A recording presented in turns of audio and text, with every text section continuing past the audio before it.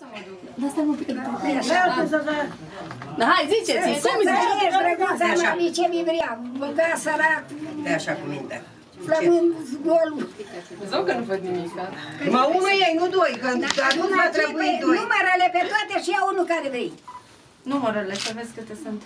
Să le număr? Și dacă nu le numeri, nu-i nimica, dar alegeți unul care crezi tu.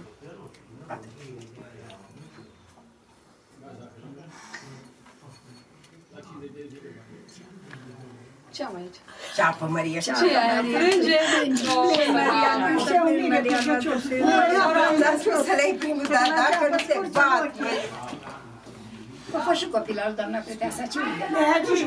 Teodora! E bine strâns? Teodora!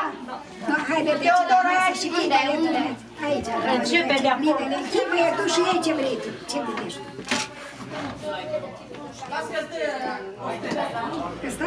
E aici, pe pat. Haide, bine, ți-au negru ca tăciune. Bravo, bravo, bun. Dar mami, ți-au negru ca tăciune. Asta înseamnă că ți-ai om, trăiești rău, plângi. Că tu și de la ceapă plângi mult. Asta înseamnă că ți-ai om bogat. Pita.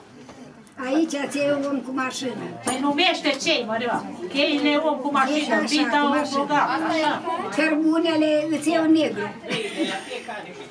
Chetenul îți iau un futur care m-a îndătămrit, știi?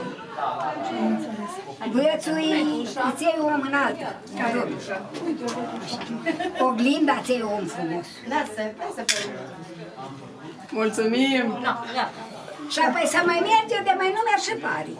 Așa, și când numărați parii? La par numeri. Că apoi un par mai înalt, un mai mic, așa erau gardurile mai de mult. Nu m-am plântat par și îmi făcut cu noi ele, șterducei.